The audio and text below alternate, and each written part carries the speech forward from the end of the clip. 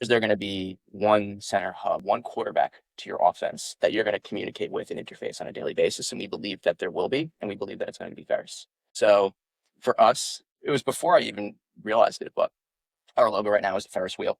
Ferris is named after George Ferris, an RPI alum, Ferris wheel. And around the Ferris wheel, you have your center hub and you have your spokes to each cart. And how we're sort of imagining this and how it's playing out is each one of those carts is a different software that you interface with every day. And what we're doing is we're working on building plugins into each one of those softwares and having the data that each one of them produces become interoperable. So we're not siloed off from software to software. We can now go across software platforms. Currently, that doesn't exist. So we're here building it. We've got a really exciting episode for you today with Daniel Calabro from Ferris, an AI platform built specifically for civil engineers. In our conversation, Daniel shares his journey from designing South Florida high-rises and working on NASA's big projects with Bechtel to launching Ferris, and breaks down everything you need to know about bringing AI into engineering, including how AI agents can shoulder repetitive tasks, how building a project memory with language models closes knowledge gaps when team members leave or retire, and why transparent chain of thought citations, even open access to building codes, are essential for trust building in high stakes work. Whether you're a designer, engineer, or owner, or just curious about weaving AI into your own engineering workflows, you're going to get real value from Daniel's insights on AI-powered civil engineering practices. Let's get into it. What brings us to New York?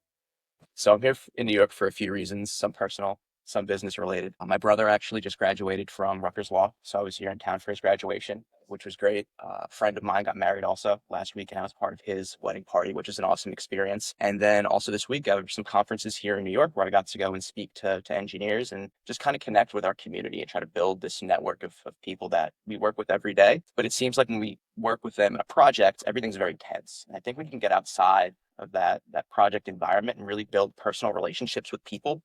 You get to understand them better, and I think that really carries over into how you work with them. I think when you understand the person at their core, you work with them better in a project environment. So trying to do more of that. Here we are. That's so exciting. So take me back. So you were an engineer by trade. Before that, you played football. Yeah. Like just what was young Daniel like? Why engineering in the first place? So growing up, I always was just drawn to building and into architecture. For me, it's a very personal story. I've talked about it on other podcasts. I don't want to be redundant on it because it makes me feel a little bit cringe. But my father passed away at 9/11, World Trade Center. And at that young age, I always was looking at buildings and infrastructure as obviously places that we live our lives, but they're places that need to be very safe and they need to be secure. And the fascination around what math actually goes into that. Because I was very just math and science oriented as a kid. I did like mad science club and science fairs when I was in elementary school. So going through high school and then picking out what university I wanted to go to, I always knew that I really wanted to be a civil structural engineer. It was something that just really called to me. I was always very fascinated and intrigued by it. And I was lucky enough to go to a great university at Rensselaer Polytechnic Institute, where I played football. And I also studied civil structural engineering. And then along that path, I started dabble in computer science and Python as well. And as I went to go work professionally, I was doing architectural high-rise design down in South Florida, which was a great experience, where I was really practically playing with obviously everything you learn from a civil structural perspective, but creating Python plugins into eTabs, into different types of analysis software that we were building in order to try to automate my workflows, make myself a better engineer at the end of the day. After that, I went on to go work with Bechtel on the Mobile Launcher 2 project for NASA, which was another incredible experience. Being at Cape Canaveral and watching rockets take off every day is not something I thought that I would ever witness as a civil structural engineer, but it was just kind of where life took me. And then where I am now, had this GPT moment in 2020, 2021, like everyone else. And I thought it was going to be this great design partner. Uploaded all my drawings, calculations, codes, and you realize that it hallucinates and there's some limitations on the existing software. And there weren't really tools that were built out for civil engineers to use on that platform. So I asked myself why. I asked myself, can they be built? And for 4 years, I went down a large language model rabbit hole, really understanding how these things are built, what makes them function the way that they do, and then trying to figure out really crafty ways to make them work for civil structural engineers. So I was working on that. Never thought I would start a company doing that. It was just a really cool tool that I thought that I could use for myself. But as engineers saw that I was working on this, they wanted to try it. And since they've been trying it, they seemed to really like it. So in March of this year, I went full time, stopped working with Bechtel and with NASA, and I launched Ferris. So We are full time on Ferris right now. We're trying to build the best civil engineering AI platform that's available. That's so exciting. And a lot of us, I want to get into the technology, the business, what gave you the guts to even start your own thing. But you alluded to something earlier. Uh, you talked about skyscrapers. You talked about rockets, like insinuating like the weight of responsibility that as an engineer, you have to do all these calculations and kind of this risk of getting it wrong. I assume looms over you.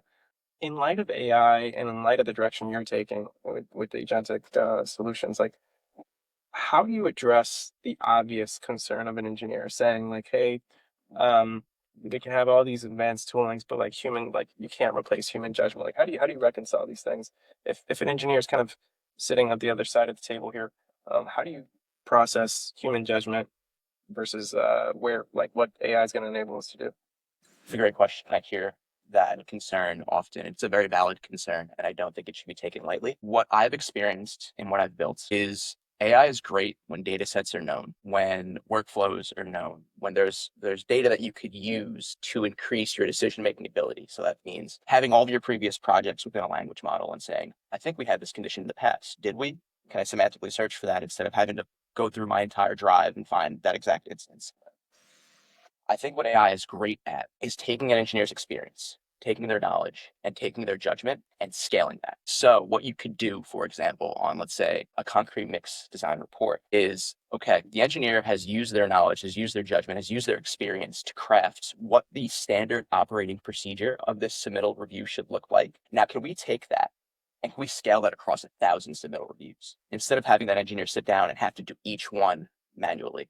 I think that's where the power lies. To your point, I view AI very similar to how we view analysis softwares, where it's able to scale our mathematical ability, but the judgment and the understanding of what's actually happening at a first principles level is always going to be on the human and on the engineer.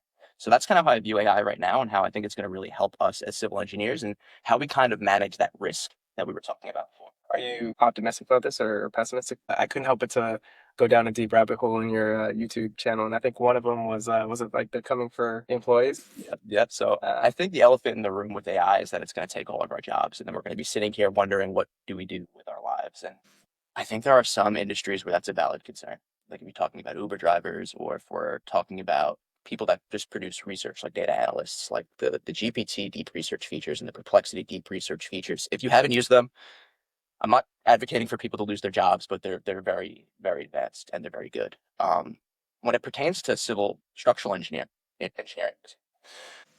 think there are so many edge cases and gray cases. And when we're talking about AI, the biggest thing is the data, right? We're always saying data, data, data. And in construction, data is so messy. So when you have all this messy data and you're trying to implement that with a language model, the quality of your results, are they perfect all the time? No, they're definitely not perfect. And moving forward, even if we start to clean up that data, the edge cases sometimes are so gray and the cases are so nuanced and the materials that we're building with are always advancing. The practices that we're using out in the field in reality are always advancing, where I think we really need that human interface to do that deep reasoning and problem solving. There was a very interesting paper that Apple came out with this week where they're making the case that AI really doesn't reason deeply like a human does. It's very good with memory, it's very good with recognizing patterns. But again, when those start to fall apart, what is left? And I think that's where the engineer and the human is going to have to step in and apply our creative problem solving part of our brain to really help us out and solve some really high level problems. For those listening, like demystify for me the difference between large language models and agentic solutions. Like AI agents seem to be the kind of buzzword. Um, what does it mean to build agentic solutions for civil engineers? Like what does that even mean? So when we talk about a large language model, I can go into like a little strange analogy that I like to use, but it's very simplistic. I equate it to ordering food at a restaurant. So you sit down, talk to the server, you give them a recipe. That's like when you go to ChatGPT and you enter in a query. What the server does is takes it back to the kitchen. And in the kitchen, what happens is they look at your recipe or they look at your dish and they say, okay, what is our recipe? And what the language model is doing, it's using all these things like awareness, self-propagation, and it's going through every ingredient and how they should be assembled in a perfect context, crafting that into your dish, and the server comes back to you with your response to your query or the dish that you asked for. So that's sort of your large language model. It's using large data sets to curate and generate information. So ChatGPT, what does GPT stand for? Do you know? I probably should have known. It's okay. We're going to learn something today. So it stands for generative pre-trained transformer. So generative, meaning that it's creating something. It's going to create text, a document, an image. Pre-trained. So how does it create this piece of content off of pre-trained data? That's why data is so important, because whatever it's generating is based off the data set that you give it. And then the transformer. The transformer is the neural network configuration and architecture that is used to go ahead and take your data and turn it into content. So that's really what we're talking about when we're talking about large language models. It's this neural network, this software architecture that's able to generate information for us. So then we talk about agentic solutions. Like, what is that? It's very buzzwordy. Everyone's building agentic solutions. What does that mean? What do they do?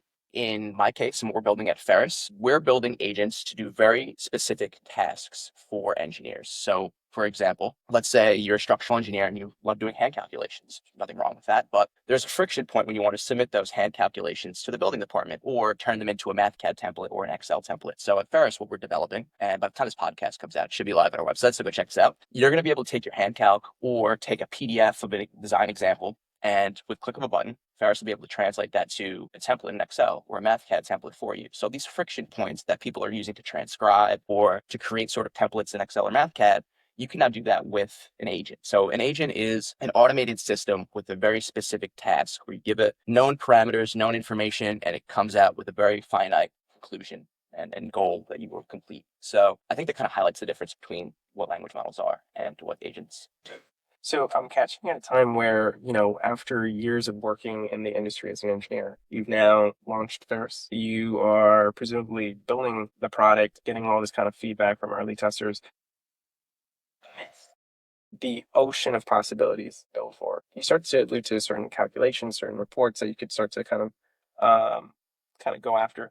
How do you think about the breadth of activities that an engineer would have to go through, and how do you think about the go-to-market strategy? So, like, how do you pick one, and, like, enter, and then expand from there? I'm curious how you're thinking about and how you connect it to, say, today's civil engineering. It's like how do you start to even Where do you start? Right.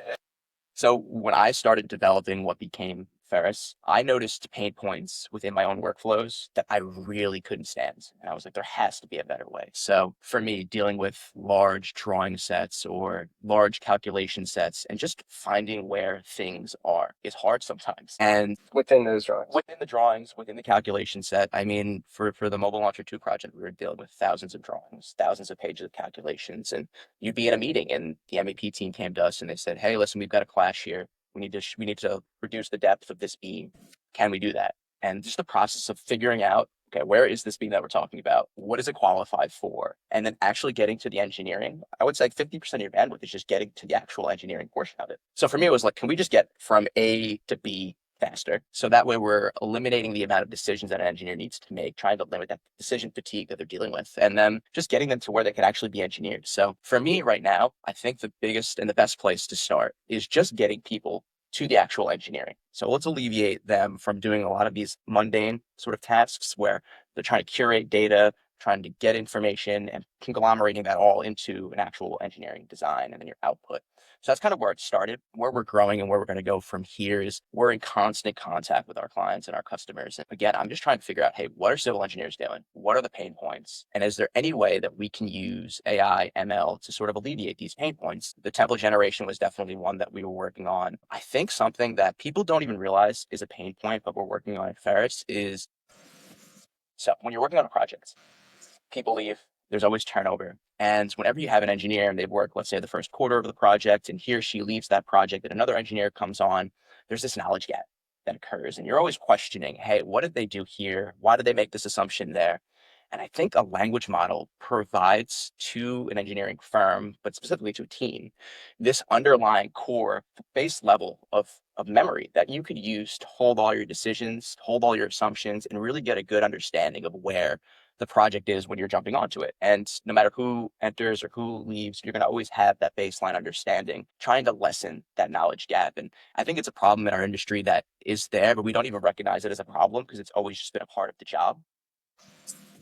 Because I mean, obviously in this context space, everyone's like, well, you need to figure out the ROI of your products and you need to go to market and tell them what the ROI is. And I'm not saying that's wrong, but I'm also saying, there are some times where you could develop products where the ROI is almost incalculable. But how do you calculate the value of a knowledge gap on your project? Because it differs from person to person, project to project. So I think some of these like larger systemic issues in our industry can be solved with LLMs. It's not perfect. It's not going to solve all of our problems, but I think it could definitely alleviate some of the problems that we're experiencing now. What are some of the biggest challenges you're having right now as you're developing the product, but also trying to figure out how to sell it? I always said if I had a magic wand and I could wish one thing, it would be that when engineers sat down and used Ferris for the first time, they trusted it. I think trust is the baseline for what's going to really make this a success in our industry. So how do you get the trust? I think one is education. So I think people you need to pull the veil back. We need to open the black box and we need to figure out, okay, what are these things actually doing? How are they getting us from A to B?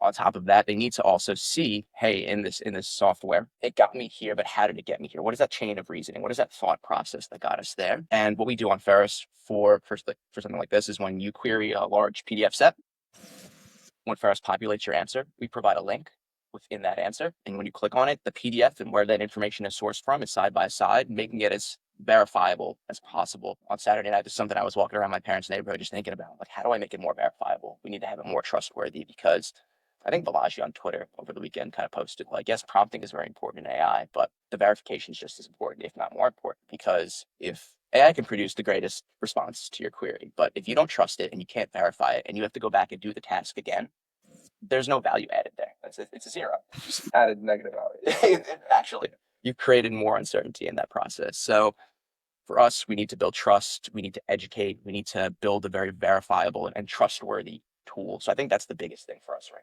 How do you think about budgets in engineering firms? Like how if I am interested in your tool, now. Mhm. and I'm thinking about getting your service, what am I replacing or what am I adding? So what you'd be adding to your suite of tools would be a large language model provider and a agentic solutions services provider. So this is a conversation I have a lot with engineering firms. AI it's here, but it's not like workflow every day as engineers. So what's the chasm that we have to cross to get there? One obviously is that financial chasm. When people start talking about AI, they're like, oh, we're just going to take all of our data, we're going to train a large language model, and we're going to be able to use that. What happens is you start looking at the finances of actually doing that, and even if you take a publicly available model like a llama model and you start fine tuning it off your data, and then you have to maintain that over time, and you start thinking about the hardware that you need to do that and the team that you need to do that, the cost starts to run up very much. So at Ferris, what we're able to do is provide to a single engineer or an engineering firm for one license right now, we charge $60 a month. And you're able to access these agentic solutions, access large language models that are tailor made for civil engineers, uh, and experiment with that and see kind of, hey, how are we going to work this into our workflows? How are we going to start integrating this software into what we do every day? And right now, the technology is so new that I guess that budget would be more of like an R&D portion of the budget. Like, hey, what does this technology offer us? What does it do for us? I would say it's almost analogous probably to like when CAD first came out. Like everyone was obviously doing drafting boards and drafting by hand. But at some point, firms had to take that jump and say, hey, let's experiment with this. Let's see how good it is, how accurate it is. And I think we're in that stage right now in our industry. More of an observation than it is a question, but um, part of going back to your analogy about the kind of writing out a recipe, sending it over to the kitchen. Um, that assumes that the firm knows what they want. And what I've learned over time is that every firm, or rather every team, let alone every firm, can't agree on like just what is standard, what is protocol, like what do they want as a firm. Insinuating that to get the best outcomes, there's a bit of kind of a hand holding or like almost an existential questioning that the firm needs to have first about what would they want to kind of crystallize. And as someone building a product, a software, a subscription, how do you get through that? Because of course you could provide all the kind of feedback to the firm, but it assumes that they're kind of able to even onboard, tell you what they would like to crystallize as a firm in the first place. How do you reconcile that? So one of the first questions that I ask, it is the first question that I ask when I'm working with engineering firms is, what is your AI strategy? Do you have a strategy around AI? Or are people just using it Wild West style? We're going to use GPT for deep research here. I was talking to a firm in California a couple months ago, and there was a new hire that was using GPT to design pre-tension concrete beams. The principal was talking to me very concerned. He's like, I don't know how to control this.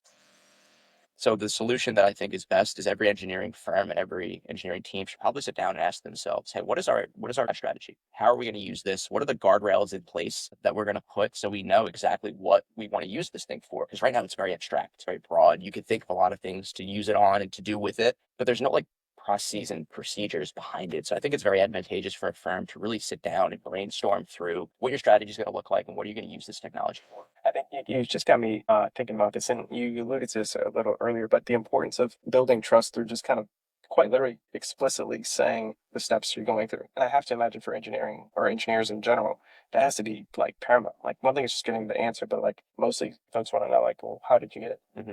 At least this way to kind of verify. Exactly, yeah. So going back to sort of the code, it's like there are times, let's say we're using the Florida building code and it specs out AIFC for its ponding constraints. So you might ask it, hey, in the Florida building code, where does it discuss ponding? And it just pulls up the AIFC. If there was no chain of thought associated with that, you might just think, oh, it's just referencing the wrong document. This whole thing is wrong. But if you saw it went through, okay, we're in the Florida building code, go to chapter 16, I believe it is, and within there it references the AIFC, and then we go to AIFC and it goes to the ponding section in the commentary. I think having that chain of thought that an engineer can reference, again, it just builds trust. It's showing the engineer, okay, this language model is actually reasoning through these steps the same way that another engineer would, and it hopefully builds more trust with the end user. What gave you the guts to start? I'm always curious. Everyone has their own kind of reason to start, but I'm just curious. You must have been so fed up.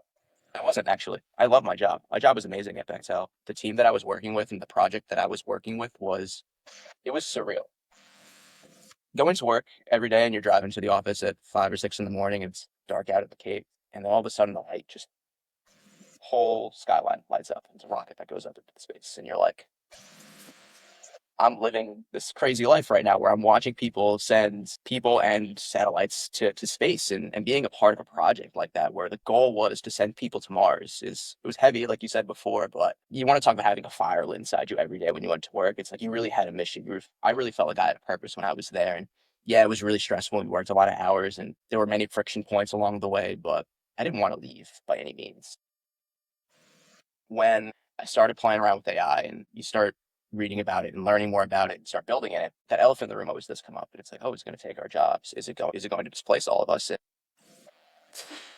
I had to have the question with myself, like, am I going to sit here and just allow for all this to unfold and me be a bystander? Or I have the ability, I have the opportunity right now to throw my hat in the ring, step into the arena and build something in my image and in my vision and try to build something that I thought was the right thing to build. So it was a hard decision, but I felt like it was the right time for me to go and start building this. I felt like I was capable, competent enough. I was building a team around me that was very good as well.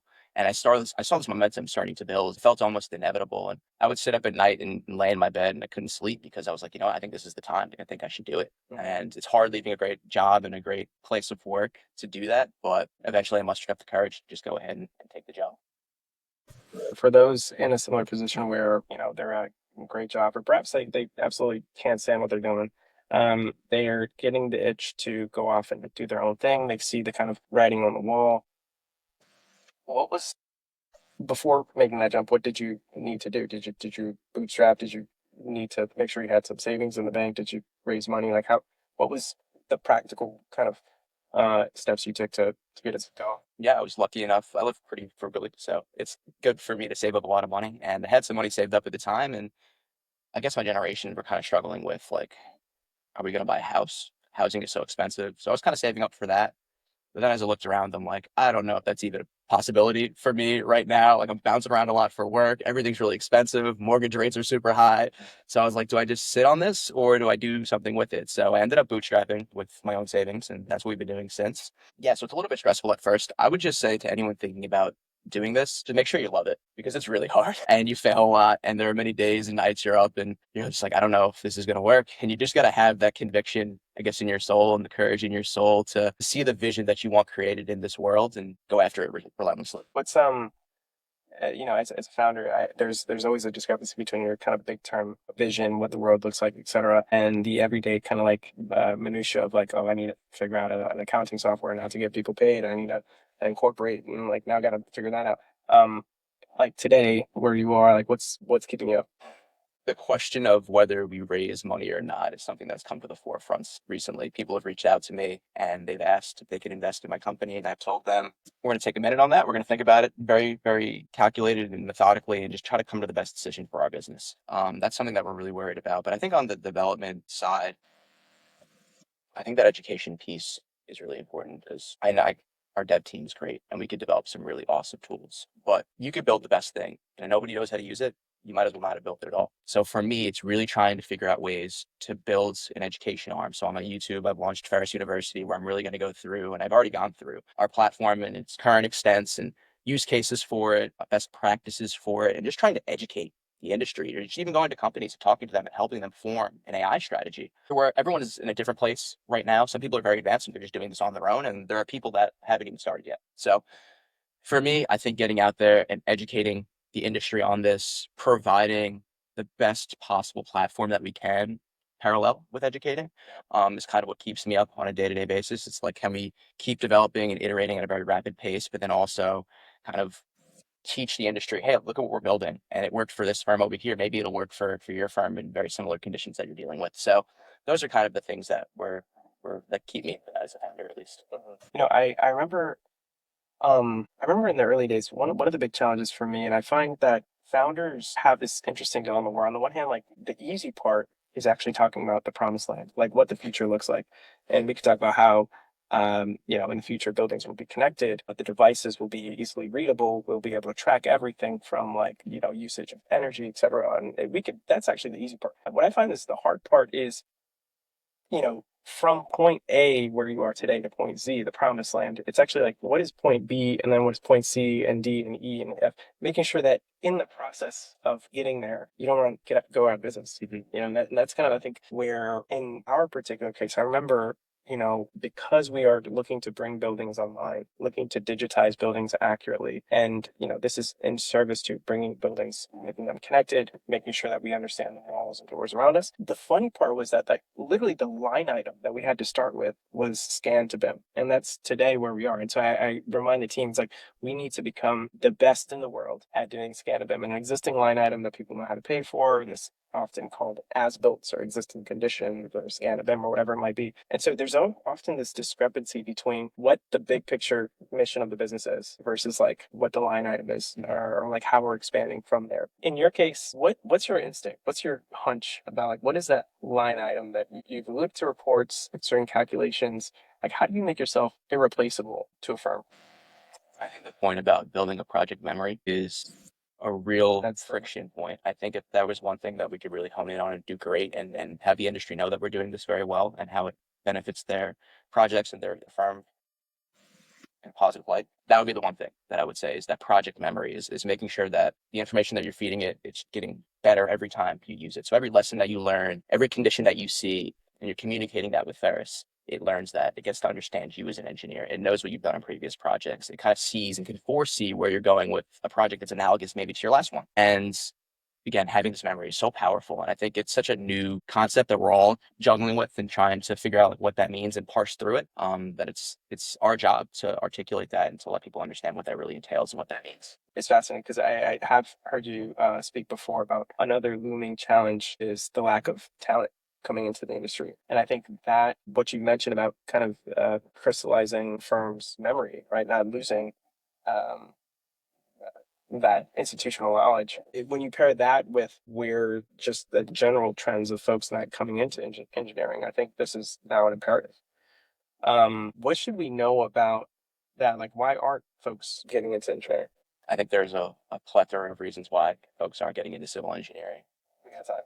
I know. So I'm going to go into it in a little depth right now. So bear with So, me. I think if we could distill it down to first principles, space level as we can, civil engineering is a high risk job with very moderate pay. So just to leave it at that, what does that mean? Moderate pay, relatively easy to understand.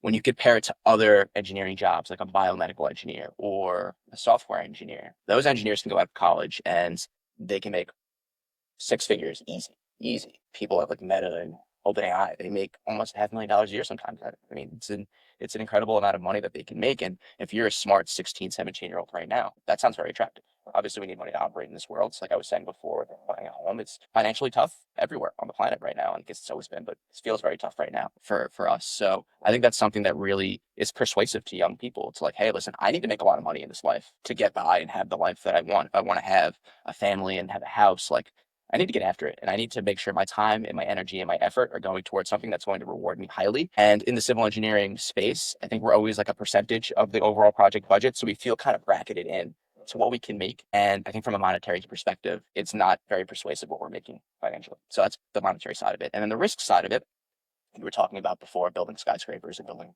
launch towers for rocket ships. There's so much risk. If something does go wrong, what does that mean for me as an engineer? I could lose my license. I could go to jail. I could never practice this again. So I know I've seen it firsthand. Engineers who just stay up at night sometimes having nightmares about, oh my God, did I misassign this variable? Did I actually spec out that detail properly? And it's just a lot of stress, a lot of risk. And I think those are two big factors which really dissuade younger folk from getting into our fields. I will say, to end it on more of a persuasive, positive note, because I think as an industry, we just need to persuade people more. We need to tell our story, yes, but we need to show them like, hey, moving out into the future here, this is kind of where it's going to be at. And going back to that point of the elephant in the room is like, what is AI going to displace? I think due to that talent shortage in our industry, so the demand for civil engineers are growing at an exponential pace, and the supply of it is kind of just tapering off. So that delta there, how do we make up for that delta? I know in my experience, people have outsourced work with mixed results. I think AI is going to be a part of that for sure. But I think you're going to always have that delta there where you're going to always need civil engineers. Like if you're a young, smart, STEM oriented person, I think being a civil engineer is going to be a very promising and bright future for you, because you're going to be able to come into a project environment where there's not a lot of young people, and you're going to have a chance to step into, at first, an entry role. But if you show a lot of ambition and hard work and competence, you can move to a leadership role very quickly. And from there, monetarily, you'll be uh, more fortunate in that sense. And then I think with like meaning, what does it mean to build things? Like, no shade to anybody and what they do. I think everyone out there, are doing things that they feel are meaningful, hopefully for the most part. But when you get to go and build infrastructure in places where people are going to live their lives, and hospitals where babies will be born, like there's just a little bit more of a sense of meaning there. It just means a little bit more when you go to work every day. You're building something that will outlive you. When you're gone and you turn to dust and you're no longer here, your energy and your time would have been put into something that's going to outlive you and service the rest of humanity when you're no longer here. And for me, that resonates very much with me. I don't think this is all about me or what I'm building or my life. I think it's much more about our society and our culture at large and what can we do for that. You spoke about, on the one hand, how do you build something that outlives you? And I can extend that to what you're building with Ferris. And I assume even just how you're presenting it, you have a long-term view on what this is. You're bought in. Pairing that with, of course, some of the short-term needs of a business. Right? You mentioned you're bootstrapping. I mean, I applaud you. That is just incredible that you're uh, in a position where you're able to do that. And then, you're essentially, what it does, I found, is that it just forces you to figure things out faster, literally, because otherwise you can't pay the bills, as you said. Is that how you started integrated projects, or did you raise first? Yeah, we bootstrapped Bootstrapped? first. In fact, for the first 5 years. And so in our case, very similar to yourself, faced um, this realization that it was just really difficult to get an accurate set of drawings for an existing building. Mhm. I learned this on the other side of the table as you, as an architect, and then later as a construction manager. And we would be working on, these big deal projects on World Trade, and I learned that some of the largest engineering architectural firms couldn't. Essentially, they would be providing you design drawings, and no one would kind of bother to verify if those background drawings were accurate to begin with. Mhm. And so I saw all these fancy firms deliver drawings to me, and as the manager, I was kind of responsible for coordinating all the trades, right? Plumbing, electrical, the architects, etc. Essentially, break the news to them that none of it was coordinated because, well, the underlying assets were kind of unverified to begin with. That was kind of what kept me up at night. And I realized, well, this emerging tech of 3D scanning and 3D modeling, both of which are nothing new, if combined and streamlined, this could be actually an incredibly powerful service to just avoid a lot of the heartache that's being felt around the table. Mhm. Imagine spending months designing, and then spending additional months realizing that none of these designs were coordinated to begin with. No one bothered to kind of verify what we call this kind of layer one as-built. Yep. Long way of saying, when I left to start my own thing, I had really, really modest savings, like you said, kind of similar to yourself. And what it does is, I naively thought that it was enough for 6 months in New York City as a single dude at the time. And yeah, 6 months kind of turned into 2 months. Yeah. And I was like, oh, maybe I should figure out a way to kind of sell services. So when I started, there's no idea to raise money, no idea to go venture, to automate anything, to do machine learning at the time. This was in 2018. Mhm. The idea was just like, I have to pay, at the time, I think it was like $2,800 in rent. Yeah. I could pay the bills. I convinced my little brother from Florida to come up to New York, and I trained him. What I could afford was a Matterport 3D scanning camera. And I said, put it in his hands, taught him how to 3D scan, and I would 3D model. Very unsexy. That was essentially the kind of the start of it. And so, but what it did is, and I trust you're probably in kind of a very similar situation where, in my view, that is what is necessary sometimes because it, without the safety net of raising capital, especially too early, it forces you just to solve the challenges that any good business needs to solve for, right? About pricing, about like, okay, well, like this is kind of grand vision, but like where do you start? Like where do I kind of solve the first problem? So then I'm kind of earned the trust to then solve the second one. I get really excited when I hear that. But I also it's not lost on me that like it is scary. I mean, going to zero isn't the business going. It's like literally you going. It's back here. Your mind at times, like, hey man, this might crash out. This might not work. But So I'm curious, like, how do you like? What are the questions that go through your head? You mentioned my wife now knows that I spent months literally before we raised a Series seed or seed round in 2023, and I was saying, I was like, at this point, I had been able to prove about 5 years in, we were profitable. I was able to grow, became clear in certain metrics. So I was like, okay, good business. I can continue to reinvest. I can't move fast enough. So it was like, it became clear. I was like, okay, this is the only way. But I was really fighting with myself, trying to avoid the kind of the hype cycles that you see a lot in venture. But what's going through your head right now? Like, as you consider next steps for those businesses? so for me, I think those metrics and our KPIs, defining those clearly and then tracking them over a long enough period where we could actually start interpolating some real trends, because we've only been doing this for 3 months now. So trying to figure out what churn looks like, figuring out, okay, how are our metrics standing up over time? How are our customers? Okay, maybe they thought it was cool at first, but do they really want to stick with this thing? Is this something they're really implementing every day into their workflows, or is it a fad? So I think for us, really getting those KPIs ironed out and then tracking those over a very good amount of time, like you actually have to sit down and like watch these things work and see how people are reacting to what you're building. And I think if those continue to trend positively, I think raising money and scaling, because you do run out of bandwidth at some point to service scaling, makes or raising money makes an option, and it makes more sense. So for me, just like, okay, what does raising even entail? What does that mean? I'm an engineer, I'm not a finance guy, so that learning curve that comes with understanding, okay, when we're setting up our business structure and we're giving away equity, how does it actually look? How does that play out? What are the expectations of the people giving me money? What are my expectations of them? For me, taking on money comes with a lot of risk, because for me, if it's my own money and I go to zero, that's the bet that I live in. I made that bet, and I'm comfortable with that. I've already come to that conclusion. But when it's other people's money, there's another layer of, there are people betting on you. There are people that believe in you. Building with that on top of what you're trying to accomplish is just a little bit more stress and pressure, but I think that might be actually a good thing in a way. But yeah, so for me, again, we're looking at trying to raise money. Who are we taking money from? Are they people that can offer things to us other than a check? So obviously money is great and you need it. It's the lifeblood of any sort of business. But are there other connections or resources or experiences our investors can offer us to make our product better, to offer it to a broader industry? These are all the things that we're kind of juggling with right now when asking ourselves, hey, is it time to raise, or we can keep bootstrapping? Not to be cheeky, but 9 out of 10 times the answer is unfortunately no.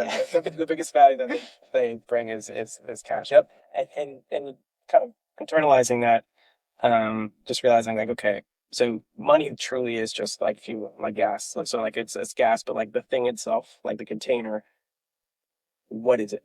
Right. And so I had a guy, his name is Dennis, back in 2018. He sat down with me. I had just started like a few months. I had no idea what I was doing other than like, okay, went off my thing, figuring this out. I need to pay the rent. I know about 3D scanning, 3D modeling. I know it's a thing, and that's just what I'm going to go after. And so I'll never forget, he gave me the opportunity to have lunch with him at Grand Central. And this was like after work.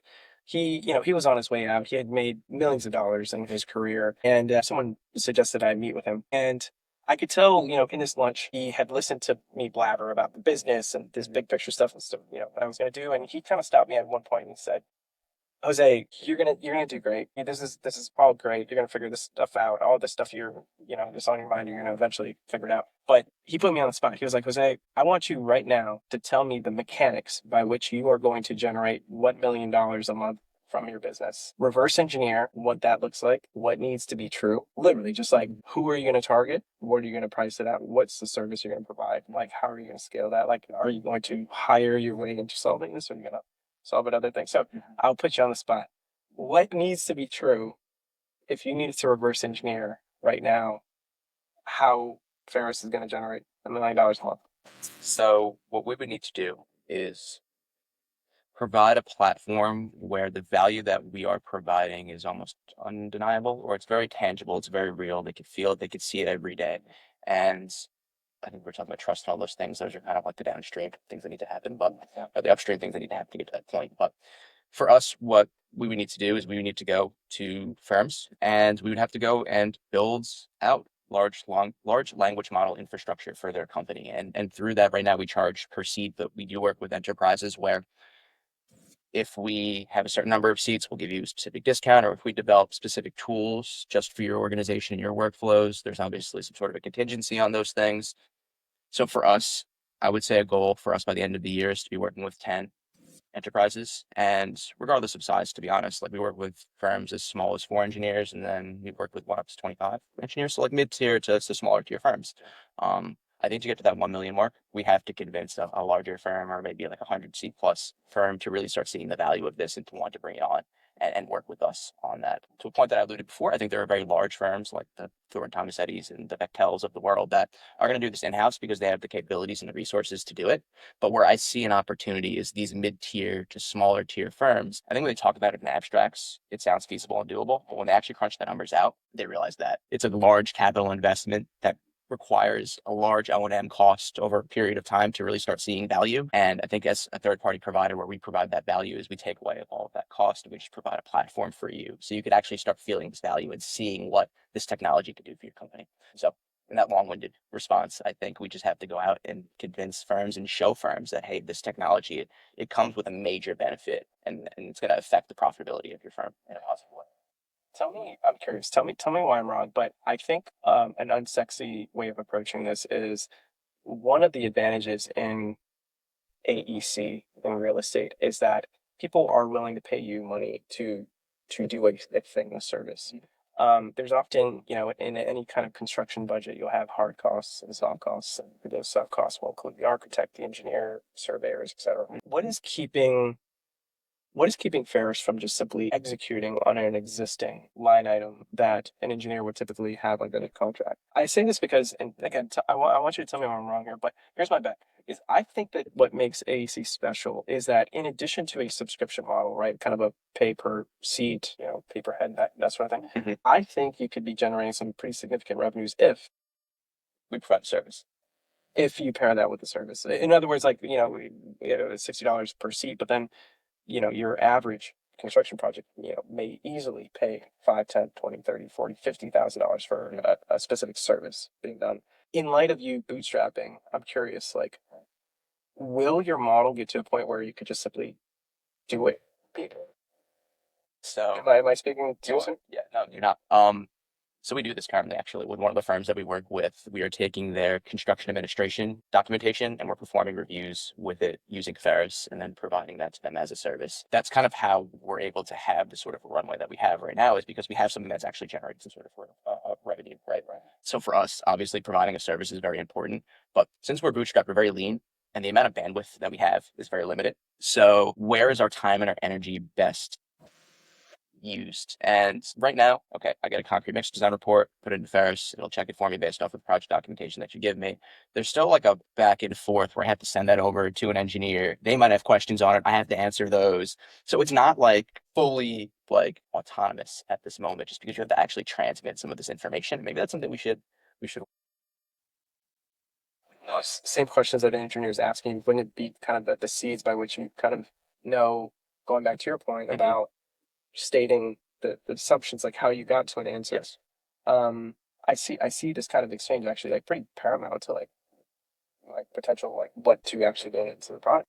It is. And something that I've known for a long time, but you see it more when you're trying to offer civil engineers a service, is that they're just very skeptical. So they might have questions that were already answered within the operating procedure that they had given me, but they're going to ask me again to make sure that they can verify it and they can trust it. And I think we're getting to a place with the one firm that we're working with where those questions are becoming less and less. But I think there's like a month or two where they have to actually like trust you and build that trust. And how do you do that? I think through like very scrutinous questions and answers and sort of back and forth to make sure like, is this guy really like, does he really know what he's doing? Like, are we actually getting like quality output from what he's providing? So again, I think that's just like a process that happens in our industry a little bit slower. And forgive me here, but an example of what an engineer would prompt is quite literally to perform a certain calculation. Um, Is it more about, to your point, kind of like querying, like where is the information? Yeah, so we do not do generative design at this moment. That's not commercially available. When we were sitting down, kind of what did we want to tackle? Generative design, there's a lot of engineering judgment calls that go into that. And while we have the software and the capabilities to do it, I wasn't personally comfortable with doing it commercially yet until I think other things came into the play. So first thing, obviously, is just making things queryable. Having information at your fingertips is great. Another tool that we have is called, our agent that we have is called Verify Calc. So any sort of hand calculation that you do or math cat that you do, or if you use an Excel template, you print that out into a PDF sheet, or you upload the Excel sheet to Ferris, it'll go through and make sure that your math and your assumptions that you're using are correct. So there are times people use templates and they might have used it on another job and they forgot to change one of the variables in that template, and now your calculation isn't necessarily what you want it to be. Ferris is able to add an extra layer of QA/QC on top of that, which engineers seem to really like. And then the last part is that those submittal reviews that we're talking about. So again, any sort of, I keep talking about concrete mixed design reports because we get a lot of those. But even if we could do like a rebar spec or some sort of like lintel product data sheets that are provided to us, those are also aspects that people have been using Ferris. Another thing that I didn't necessarily think of when designing it, but people are using it for, is when, as a structural engineer, we use a lot of different materials from a lot of providers. So for example, like Simpson Strong Tie, they have this giant catalog of tie downs, of attachment features. And what engineers have been doing is they put in their constraints and the type of fixture that they want. So let's say they want a tie down that resists 1,000 pounds of uplift for a wooden truss to masonry wall connection. They'll put that prompt into Ferris and go through the catalog, and it'll give you a short list of the tie downs that you should be actually looking at and trying to design with and maybe specking out on your project. So things like that, it kind of creeps into that generative area very quickly. But right now, we're really trying to get good at building a memory, having information at your fingertips, bridging that knowledge gap. And one last point that I'd like to add to the knowledge gap: everyone's like data is so important. How we produce data is very important. And one thing that I would say, the most important data within your firm is the engineer that's going to retire next month.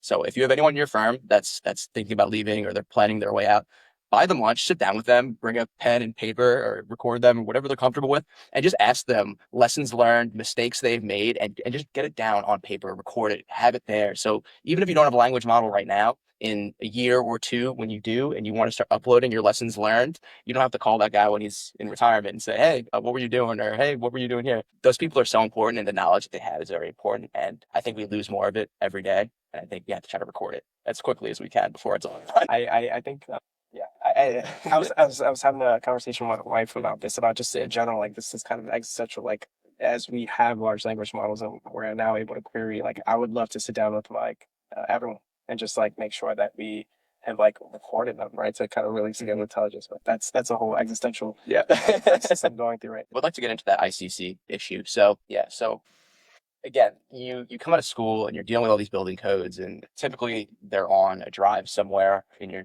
company's like file structure, and you're trying to find where they are. And for me, I was always, again, kind of the seed to what became Ferris, was just, hey, can I centralize all this and make it queryable, semantically searchable? That started, and then you realize, okay, all this stuff is behind paywalls. Why is it behind paywalls? As you do more research on it, I posted that on LinkedIn. This actually became a legal debate. So with upcodes, and they started in 2016, and then in 2017, the ICC goes and they sue them in the Southern District of New York here, and they say, hey, listen, all this is copyrightable. You can't just be taking our information and making it publicly accessible on the web. At the same time, Public Resources is having the same legal argument with the state of Georgia. So again, this code that we have to legally adhere to, do we have to pay to access that law? If code is law, does it make sense for us to pay to access the law. It seems wrong, right? So read it. Yeah, right. Just to have access to it, just to look at it. So what happens is this case started in 2017, took 6 years in 2023. The Southern District of New York said, listen, up codes is correct here. Code is law, and you can't have all this behind paywalls. So what the ICC has then done is they've made this publicly available on their website, and you can go on there and you can view all the codes, which I think is a really good first step. And I want to applaud the team at Upcodes for fighting that fight, because I think it was very important.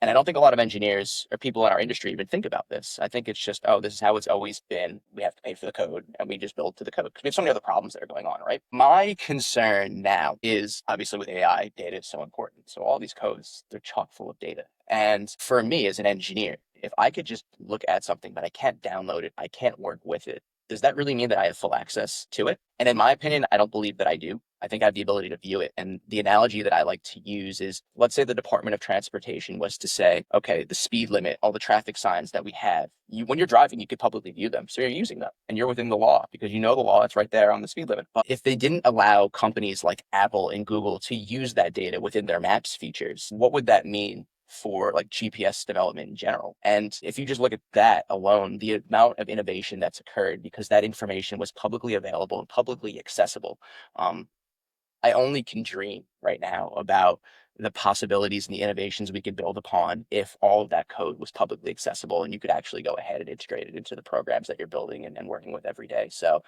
that was definitely a little bit of a sticking point. And that's actually how we connected. I think we kind of felt a little bit of a resonance on that. And feel free to dream. I mean, what would be possible if we could, publicly read code? And I think so. I mean, my hunch is that maybe that generative design portion gets a little easier, and we can start to interpret like what are the limitations to figure out what should be designed. I think the sky's the limit. I think if you gave the industry full untethered access to the code, what people under industry can do with it, there's no upper bound. There's so many intelligent, smart people out there all the time that are working feverishly at trying to develop in our industry that if you just gave them more data to go play around with, I can only imagine the tools that they could build and they could come up with. I think it would blow all of our socks off if we actually had the opportunity to experience that. So I don't know. I don't know how we go about that. Maybe it's another thing we have to look into, but I would love for all that data to be publicly accessible. I think it is in the best interest of the public that it is. Also, I don't think it's just for monetary purposes. I think if we want to build the best infrastructure that we possibly can, having the ability to innovate on what we currently are working on is the best course of action. So we'll see where that goes, but I'm sure it won't stay static like everything else in life. That's exciting. I guess maybe with the last question is, you have a magic wand. What does civil engineering look like in 5 years? I asked my team this question a few months ago. We sat down one day and we asked ourselves, okay, in the year 2030, what does civil engineering look like? What does practicing civil engineering look like? And the industry that I see evolving right now is all these softwares that we have, there's going to be some sort of internal chatbot to all of them. CAD, your structural design softwares, your Outlook, your Teams, there's all going to be AI in there. Here at Ferris, we sat down and we've kind of come to that realization, and we asked ourselves the question, okay, 2030, when you sit down, are you going to have 20 independent conversations with 20 independent chatbots every day? Or is there going to be one center hub, one quarterback to your offense that you're going to communicate with and interface on a daily basis? And we believe that there will be, and we believe that it's going to be Ferris. So for us, it was before I even realized it, but our logo right now is the Ferris wheel. Ferris is named after George Ferris, an RPI alum who created the Ferris wheel. And around the Ferris wheel, you have your center hub and you have your spokes to each cart. And how we're sort of imagining this and how it's playing out is each one of those carts is a different software that you interface with every day. And what we're doing is we're working on building plugins into each one of those softwares and having the data that each one of them produces become interoperable. So we're not siloed off from software to software. We can now go cross software platforms. Currently, that doesn't exist. So we're here building it, and that's where we want to go and be in 5 years. And that's where civil engineers are going to be practicing in. And it's very exciting because all those friction points that we keep talking about how data is siloed and how it's hard to get things and how it's hard to communicate across softwares. If you alleviated all those frictions and you just allowed engineers to really sit down and think about constructability, think about the economics behind it, how much more profitable do the firms become is like first level thinking. How much more can we build if we can now sit in maybe in an environment where we're meeting all of our schedules and things are actually coming in on time and maybe we're within budget, which is a crazy thing to say in our industry, but if we get to that place, then what is possible from there? Like, what can we really start to build? Because now it's like we dream this thing, we have to start cutting back on it because we can't actually do it. So like, what if we get to the place where this is what we want to build and we get there? It's like, wait, we go beyond that. And what does life look like when we get beyond what we think we could do? I think that's where we're going, where we're going to be. And I'm extremely optimistic and excited for it. So. I think that's a great ending. Thank you, man.